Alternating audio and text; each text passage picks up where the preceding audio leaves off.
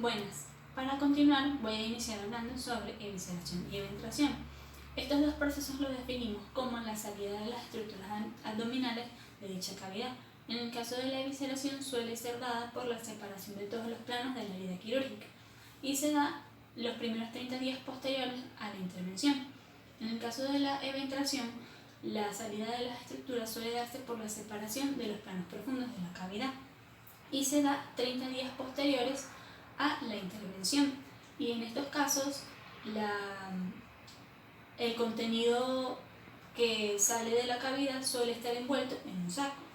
La evisceración se clasifica de acuerdo a los grados. El primer grado es aquel en el cual se visualizan las estructuras abdominales en el borde del defecto. El segundo grado es cuando las estructuras abdominales se visualizan en el borde de la piel, y el tercer grado es cuando las estructuras se visualizan en el exterior, es decir, fuera de la cavidad. En el caso de la eventración, esta se clasifica en postoperatorio y no postoperatorio.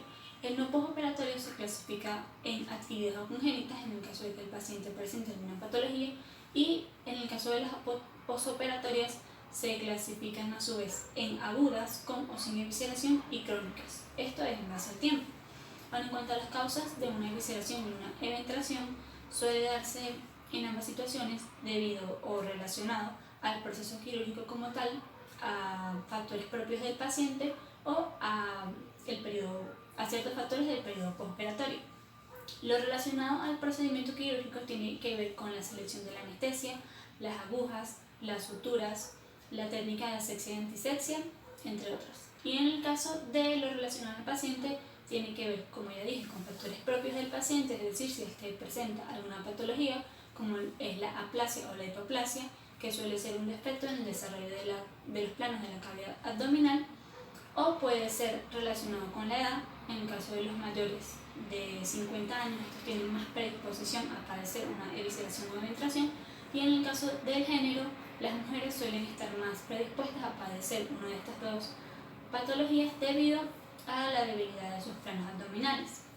En lo que se refiere a lo relacionado al periodo postoperatorio, tiene que ver con el desarrollo o no de una infección y con alguna reacción adversa a la anestesia que puede ocasionar vómitos o tos violentas, y en ese caso se producen cambios de la presión intraabdominal y se desarrolla una de estas dos complicaciones.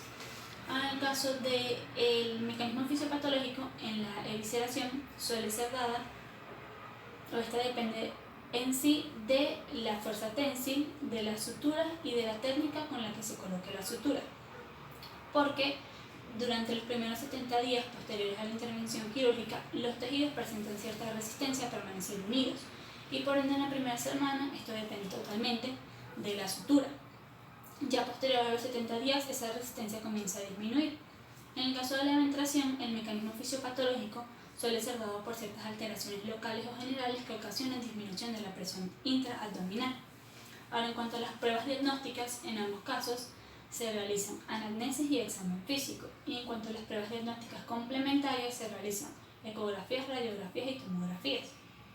En el caso de la anamnesis, en la evisceración el paciente va a referir dolor, hilio paralítico en algunos casos, cuadro febril y la sensación de ruptura interna. En el caso del examen físico, lo que se va a detectar es la apertura de los planos, la salida de las vísceras dependiendo del grado de la evisceración, y posterior a los 6 o 7 días se determina la salida de un exudado serosanguinolento. De igual forma, a la palpación se palpa la depresión del tejido subcutáneo, que sería entonces indicación de que la cicatrización no está yendo de la manera adecuada, porque de ser así sería un lomo en el tejido. Ahora, en cuanto a la eventración, en la anamnesis el paciente referiría dolor y la tumoración. Y en cuanto al examen físico, se visualizaría entonces la tumoración, que en reposo tendría la piel arrugada, y en movimiento se visualizaría la piel con transparencias. De igual forma se podría detectar el movimiento de las asas intestinales y se podría palpar los movimientos peristálticos. Ahora, en cuanto al tejido cicatrizal, este puede detectarse en la parte superior de la tumoración o lateral a esta, porque la masa se encuentra entre la aponeurosis y la piel. Ahora, en cuanto a las incisiones, en la evisceración realmente no se realiza una porque los planos ya estarían abiertos, y en la evisceración depende de la ubicación de la tumoración. En cuanto a los tipos de anestesia, en el caso de evisceración se ha comprobado que la anestesia local infiltrativa tiene o cumple el objetivo esperado. Esta se toma en cuenta si se determina que la unión de los tejidos no va a ser difícil. En dado caso de que así sea, se recomienda realizar o hacer uso de la anestesia conductiva si no se evidencia que va a haber complicaciones durante el procedimiento, pero de ser así se recomienda anestesia general. Bueno, en cuanto a la ventración, se recomienda anestesia conductiva o general porque durante esta se obtiene la relajación total de la musculatura y por ende se facilita el afrontamiento de los tejidos. Ahora, en cuanto a la posición quirúrgica, en ambos casos es de cúbito supino. Y en cuanto al tratamiento, en ambos casos puede ser mecánico o quirúrgico. El mecánico sería más que todo como paliativo, en el caso de la evisceración es la colocación de ciertos paños estériles con solución salina tibia sobre la cavidad abdominal, y en el caso de la ventración sería la colocación de una faja.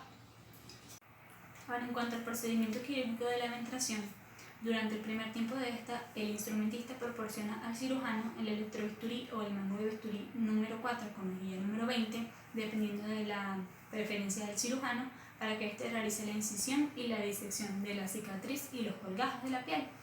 De igual forma se le proporciona una pinza de Alice para la tracción de los tejidos, se le proporcionan compresas para la hemostasia y separadores de Farabeuf.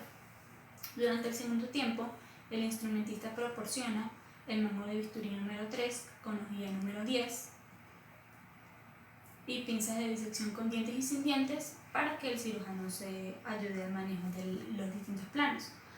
Entonces el cirujano procede a la identificación del anillo hementrógeno y entonces del saco hementrógeno y procede a realizar una incisión de dicho saco y saca las estructuras del saco y las introduce nuevamente a nivel de la cavidad abdominal. Posterior a esto, entonces realiza un cierre de dicho saco y para ello usa las pinzas de Kocher proporcionadas por el instrumentista para crear tracción a nivel de los bordes. Y de ser lo establecido, el instrumentista proporciona al cirujano la malla para que éste la coloque. Durante el tercer tiempo, el instrumentista proporcionaría al cirujano el portaagujas con las distintas suturas requeridas y establecidas para cada plano, para que realice entonces el cierre de los planos. En el caso de la aponeurosis, el instrumentista proporcionaría el portaagujas con la sutura Vicryl 1-0 con aguja CT curva.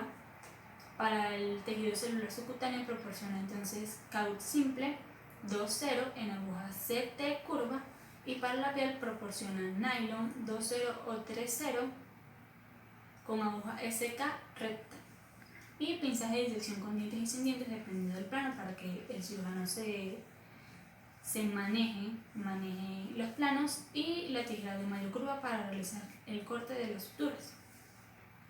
Ahora, en cuanto al instrumental quirúrgico de la ventración, este es muy parecido al usado para las hernias y cuenta con pinzas de Penn, separadores de Farabeus, mangos de bisturí, pinzas de Alice y pinzas de disección con dientes y sin dientes. Ahora, en cuanto al procedimiento quirúrgico de la evisceración, durante el primer tiempo el instrumentista proporciona al cirujano el bisturí con el mango de bisturí número 4 y hojilla de bisturí número 20 para que éste realice el retiro de las suturas que se encuentran en la piel y el plano aponeurótico. De igual forma le proporciona pinzas de disección con dientes y sin dientes. Durante el segundo tiempo, el instrumentista proporcionaría al cirujano inyectadoras de 20 cc que contienen solución salina esterilizada para que el cirujano realice un lavado de las estructuras. Posterior a eso, entonces, él realiza una antisepsia de la piel, por lo que el instrumentista proporciona la riñonera con el antiséptico y la pinza de aro con la gasa, y posteriormente se le proporcionan separadores de escarabajos para permitir una mejor visión a nivel de la incisión que ya estaba previamente hecha. En dado caso de que sea lo indicado, se realiza la colocación de la malla que el instrumentista proporciona al cirujano. Durante el tercer tiempo, el instrumentista entrega al cirujano las pinzas de Kocher para que éste realice la tracción de los planos y el portaagujas con las suturas establecidas para cada plano. En cuanto a la sutura que realiza el cirujano, puede ser sutura colchonero horizontal o de contención y sutura colchonero vertical o puntos lejos cerca o puntos Blair Donati. Esto lo realiza en los planos internos. A nivel del plano externo podría realizar una sutura capitonada en la que el instrumentista va a proporcionar un tubo de goma o de plástico que el cirujano va a colocar a nivel de la piel y en los cuales va a colocar o con los cuales va a rodear con la sutura y va a realizar el nudo para que estas suturas como tal no estén en contacto con la piel y no la rasguen. Ahora, en cuanto al procedimiento que presenté previamente de la evisceración, este es un cierre primario y también puede existir el cierre diferido, que puede ser progresivo cuando se hace uso de ciertos sistemas como el sistema de cierre asistido al vacío, que es el sistema BAC, y el cierre con prótesis, en el cual se coloca una malla de policlactín suturada en la fascia y se espera que se produzca el crecimiento del tejido de granulación para proceder a realizar el cierre. Esto suele realizarse cuando el estado de las estructuras y los planos abdominales no son los adecuados, es decir, hay mucha edematización. Ahora, en cuanto al instrumental quirúrgico de la evisceración, suele usarse un equipo instrumental básico. Las complicaciones posteriores a estos dos procedimientos, a la intervención de estas dos patologías, pueden ser inmediatos, dolor y alguna reacción adversa a la anestesia, como puede ser vómito o tos violenta. En el caso de las complicaciones inmediatas, puede ser retención urinaria e hilo paralítico. En el caso de las tardías, suele ser infecciones, una recidiva de la eventación o evisceración, hematomas y seromas y necrosis cutánea local. En cuanto a los cuidados de enfermería de cada periodo, en el preoperatorio, lo específico de estos casos suele ser la realización de anamnesis y del examen físico para determinar en el caso de evisceración cuál es el grado de dicha evisceración y hacer la diferencia entre un diagnóstico y otro, es decir, si es evisceración o eventración. De igual forma, si se decide realizar en el caso de la evisceración el cierre primario, se le comunicaría a la familia del paciente cómo va a ser el procedimiento. En ambos casos se realiza análisis de los exámenes de laboratorio. Esto más que todo en el caso de la evisceración para determinar si hay alguna alteración hidroelectrolítica. Se monitorizan los signos vitales y se le informa al anestesiólogo de alguna alteración. Se cumple con el tratamiento preanestésico indicado y se verifica en ambos casos si el paciente tiene la faja para el postoperatorio. En el caso de la evisceración, como ya dije, se realiza también entonces el tratamiento paliativo. En cuanto a los cuidados transoperatorios, no sería más que verificar que el equipo esté presente en el quirófano y que esté funcionando, que es de todo el material quirúrgico necesario, se ayuda al traslado del paciente y a la adaptación de la posición adecuada para la intervención. Ahora, en el postoperatorio, si se realiza una anestesia general, se evalúa el estado de conciencia del paciente, se monitoriza el dolor y el estado del apósito y además, en caso de que el paciente sea dado de alta, se le proporcionan las indicaciones sobre la dieta, el reposo, el tratamiento y el cuidado de la herida quirúrgica. Ahora, para finalizar, vamos a hablar sobre las mallas quirúrgicas. Estos son materiales de tejido estéril que se colocan de manera permanente y se implantan a nivel del organismo con el fin de proporcionar refuerzo para las estructuras, para los planos abdominales y para evitar el prolapso de las estructuras de dicha cavidad. Pueden ser de material poliéster, polipropileno y de politetrafluoretileno. Se clasifican de acuerdo a los poros, de la densidad y de la indicación de uso. En cuanto a los poros, pueden ser macroporosas cuando estos suelen tener un tamaño mayor a 75 micrones, microporosas cuando el tamaño es menor a 75 micrones, pueden ser mixtas, es decir, macro y microporosas, y pueden ser orgánicas cuando el material de constitución es natural. Bueno, en cuanto a la densidad, pueden ser de alta, mediana y baja.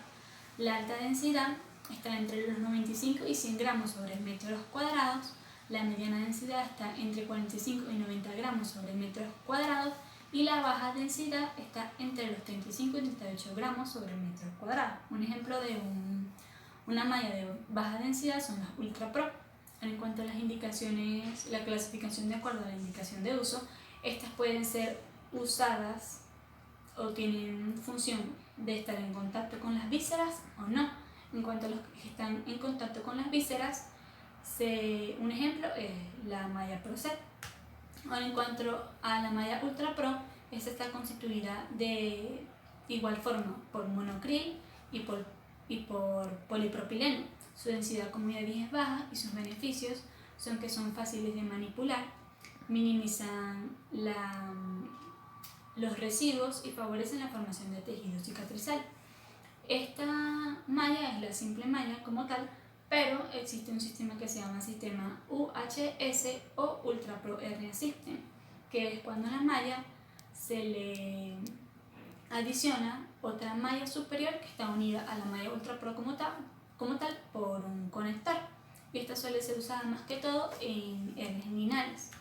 Ahora, en cuanto a la malla Ultra Pro Plus, esta suele ser la malla Ultra Pro y tiene otra pieza adicional que es el plug y que facilita la colocación de este a nivel de la estructura donde se va a colocar. Está constituido de igual forma por monocril y polipropileno y su densidad es baja y tiene los mismos beneficios. En cuanto a la malla ProSet, que como ya dije forma parte de aquellas mallas que se usan para tener contacto con las vísceras, su constitución varía de acuerdo al lado. En el lado parietal está constituida por polipropileno y politioxanona, y en el lado visceral está constituido por celulosa oxidasa. En cuanto a los beneficios, aparte de los que tiene también la malla Ultra Pro, esta se caracteriza porque no se delamina si se corta y evita la acumulación de bacterias. Estas mallas son de baja densidad, son microporosas. También existe el parche ventral ProSet, que es una malla ProSet de forma circular que tiene a su vez dos alas que permiten la ubicación de esta a nivel de la cavidad, y está constituida, aparte de polidioxanona y polipropileno, por bicril y, como ya dije, por celulosa oxidasa. Estos son usados más que todo para hernias umbilicales. Gracias.